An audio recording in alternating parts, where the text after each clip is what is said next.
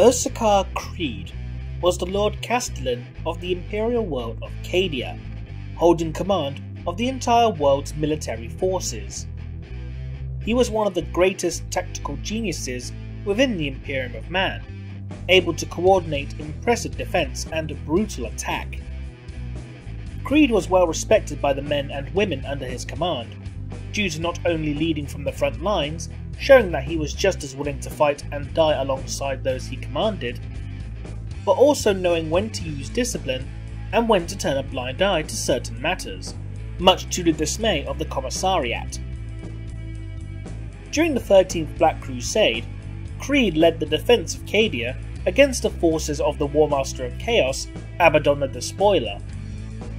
Cadia itself would eventually be lost to the traitors, and Creed was mortally wounded while saving Saint Celestine, when Abaddon brutally tore Creed's arm from his body. However, Abaddon was forced to retreat from the battlefield after being impaled by Celestine's ardent blade. Abaddon would utilise the remnants of the Blackstone Fortress, Will of Eternity, to destabilise the Cadian pylons, to begin drawing the devastated world into the warp itself, leading to Creed and the Cadian 8th Regiment to fight a desperate last stand, while the remainder of the Imperial forces evacuated. Creed knew that his time was near and accepted his fate, as his life began to ebb away from him, despite the best efforts of the medics from the Cadian 8th. However, at the last minute, a giant figure appeared before him, clad in a scaled cloak, and told him this need not be his end before spiriting him away. Who was this cloaked giant who saved the life of the Imperium's greatest strategic mind? The most obvious and most likely candidate would be that of the Necron Lord Trazyn the Infinite. Trazyn is notorious for his habit of collecting rare artifacts, be they ancient technologies or biological specimens, including the world spirit of the Exodite world of Karnak, a giant man wearing Baroque power armour, the carcass of an enslaver, amongst many others. And like many Necron lords, bore a scaled cloak. Trazyn was also present on Cadia at the time of Abaddon's attack, and in an effort to undermine the Warmaster, he unleashed a large portion of his collection to aid Imperial defenders.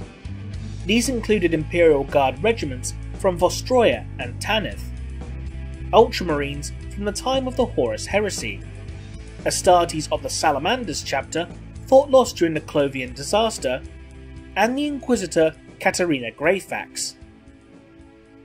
When it became obvious that Cadia itself was lost, Trazyn vanished, but it seems highly likely that before leaving the world for good, he made a point to acquire Ursarkar Creed for his collection. It seems a logical enough explanation, the galaxy's greatest collector acquiring humanity's greatest tactician for his collection.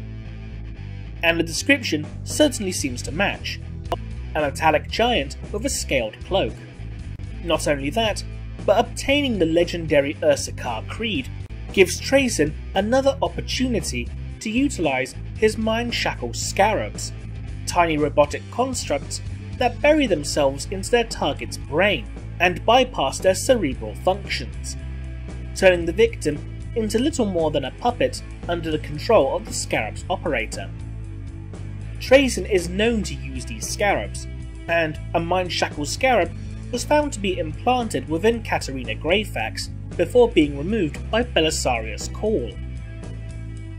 Having such an influential and respected Imperial commander would provide a unique tactical advantage in any future schemes Trazyn could formulate, making Creed a fine prize indeed for such uses of espionage.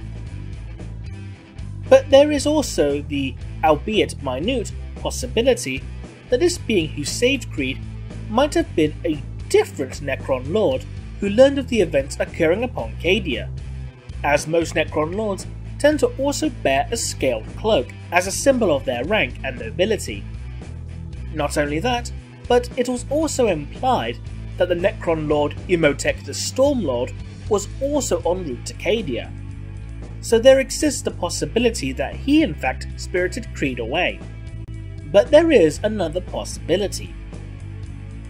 What if this metallic giant wasn't actually mechanical, but clad in armour, and his scaled cloak actually being one made from the hide of a scaled beast, as opposed to being constructed as something similar to scale mail?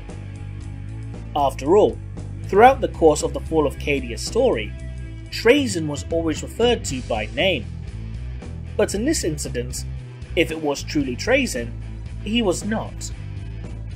As stated earlier, an item in Trazen's collection is a giant man in Baroque power armour.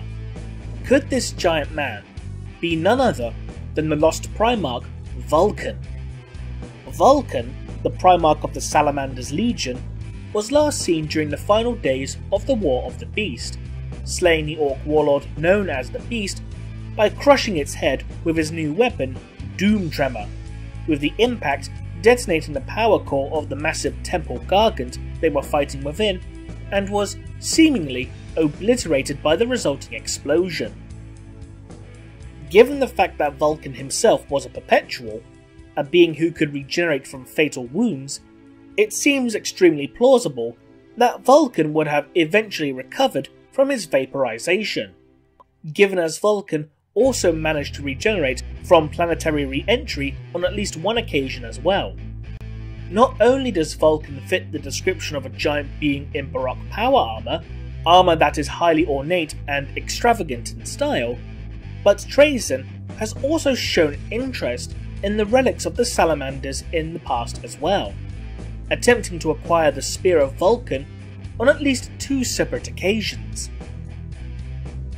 The only problem with the possibility of this man being Vulcan is that Vulcan is not confirmed to be part of Trazen's collection, only rumoured. There is also the fact that Trazen's collection did contain a high number of Astartes, including the Blood Angel's Marine Cassiel, who at the time of his capture was clad in the Baroque power armour of the Death Watch, and Cassiel himself was also larger than the average Astartes. Who do you think saved Ursarkar Creed? Trazen, Vulcan, or someone else? Leave a comment below, and thanks for watching.